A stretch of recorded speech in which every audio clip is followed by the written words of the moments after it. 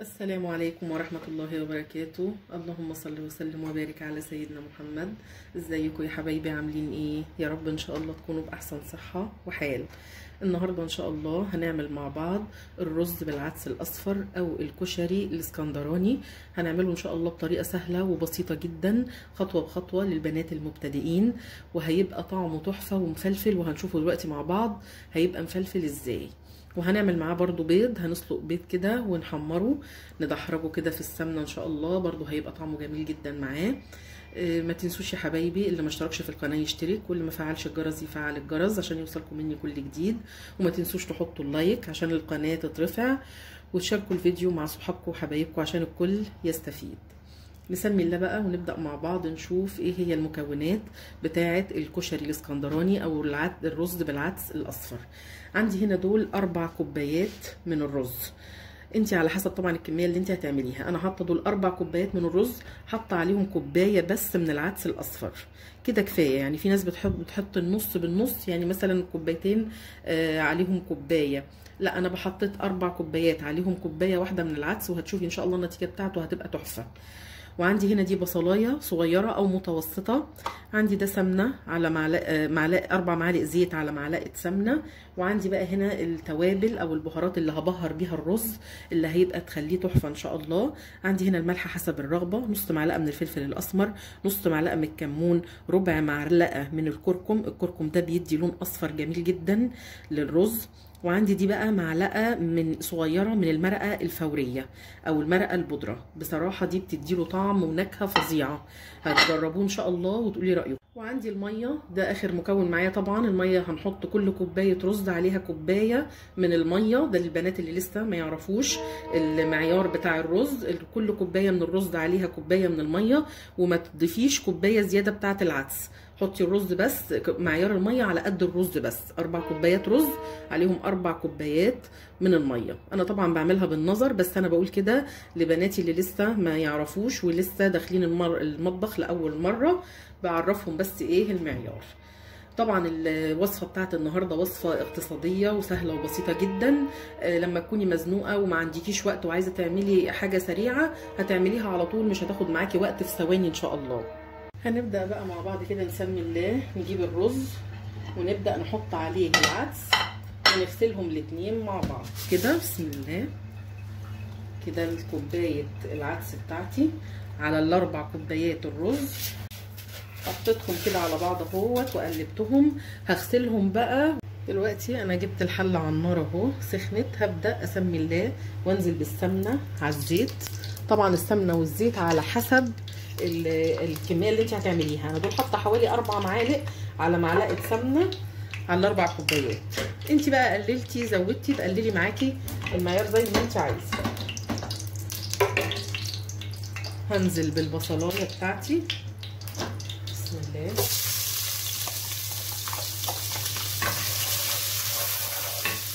هبدا اشوح البصلايه بتاعتي كده على النار لما تاخد لون، ما تحمرش بس هتاخد لون.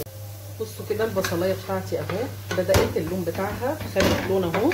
انا عايزاها كده بس، مش هحمرها اكتر من كده.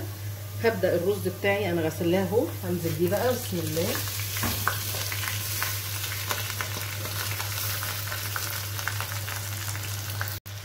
هبدا اقلب الرز بالعدس بالشكل ده مع البصلايه تقليبه كده الاول قبل ما احط له عقد الميه بتاعه.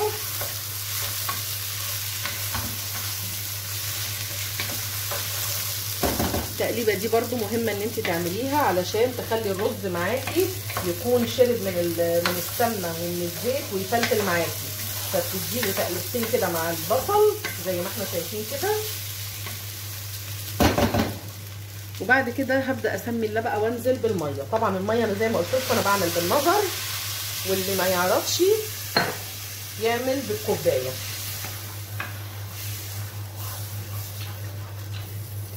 انا قبل كده كنت قلت في كذا فيديو احنا ازاي نعرف. لو انت مش عايزه تعايري وعايزه تعرفي بالمعلقه، جيبي معلقه كده تحطي كده. طالما لقيتي المعلقه مالت معاكي كده، يبقى انت كده الرز معاكي تمام، ما هوش عايز ميه ولا حاجه، كده بقى مظبوط اهو. بصي اهي المعلقه ملت معاكي اهو كده بالشكل ده، يبقى هي كده خلاص الميه بتاعتي مظبوطه بتاعت الرز، ومش محتاجه ميه تاني ولا اي حاجه. ابدا اجيب التوابل بتاعتي انزل بيها بسم الله.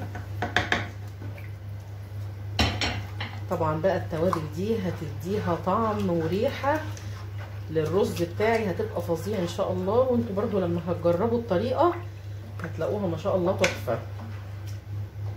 كده خلاص هظبط الملح بتاعي واسيبه لما يبدا يتشرب، هوريه لكم برضو. نبص عليه دلوقتي كده خلاص قرب يتشرب خالص اهو.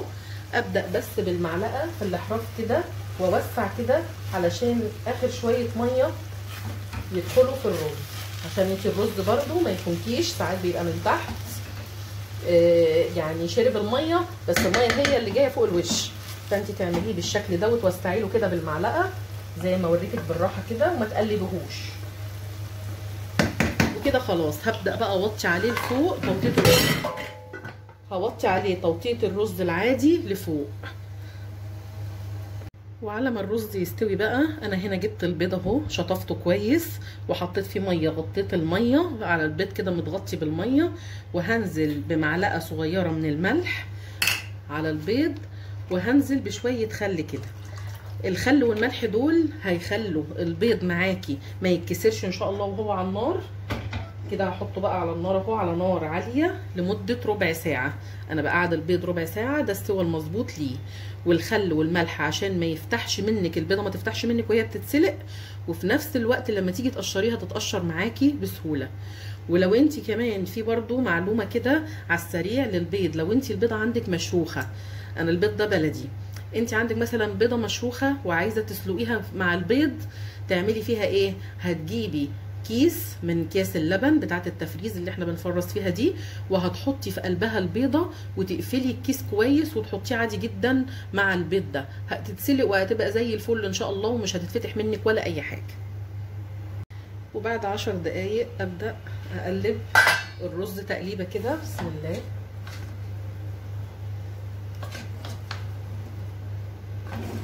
طبعا هو لسه ما استواش بس انا بديله تقليبه عشان كله يتقلب مع بعضه، بس بعد 10 دقايق يعني بعد ما يشرب الميه بتاعته كلها كده. اغطي عليه تاني واسيبه يكمل تسويه. هتشوفوا ان شاء الله هو من دلوقتي كده لسه ما استواش وما شاء الله مفلفل. على ما بيستوي خالص بتبقى رزايه من رزايه، وهنشوفه مع بعض ان شاء الله. والبيض عدى عليه ربع ساعه اهو، قفلت عليه. بصوا ولا بيضايه اتفتحت ولا اتكسرت ولا اي حاجه، عشان الملح والخل اللي احنا حطيناه. ودلوقتي انا قشرت البيض بقى كله وحطيت معلقه اهو من السمنه في الطاسه بالشكل ده.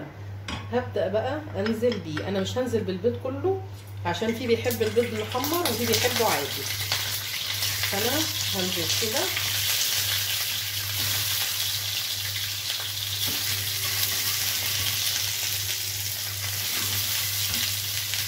وهسيب دول زي ما هما كده وهحمر دول. مجرد ان انتي تحمري كده بس تبقليه كده في السمنه. طبعا السمنه البلدي دي بتديله طعم جميل جدا.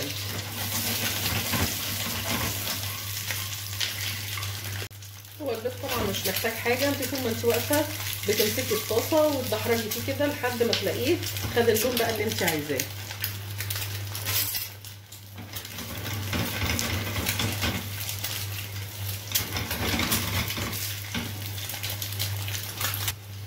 كده خلاص انا طفيت على البيض اهو. بصوا ما شاء الله جميل جدا اهو. نبدا نشوف بقى الرز كده خلاص اهو. بصوا بقى مفلفل ازاي ما شاء الله تحفه اهو. هو مش عارفه اظبطه اهو، هو باين اهو ان هو ما شاء الله مفلفل من بعضه، رزايه من رزايه، ولا معجن ولا اي حاجه. وطبعا البهارات والتوابل اللي احنا حطيناها مدياله ريحه وطعم تحفه. نبدا بقى دلوقتي نغرفه مع بعض. بسم الله بقى اجيب بتاعي كده بتاع الرز وابدا اغرف فيه كده بالشكل ده. ريحته ما شاء الله طالعه تحفه. بصوا مفلفل كله من بعضه ازاي. وكده يا حبايبي خلاص الشكل النهائي للرز بعدس بتاعنا بالبيض، ما شاء الله لا قوه الا بالله. طعمه تحفه وريحته طالعه فظيعه.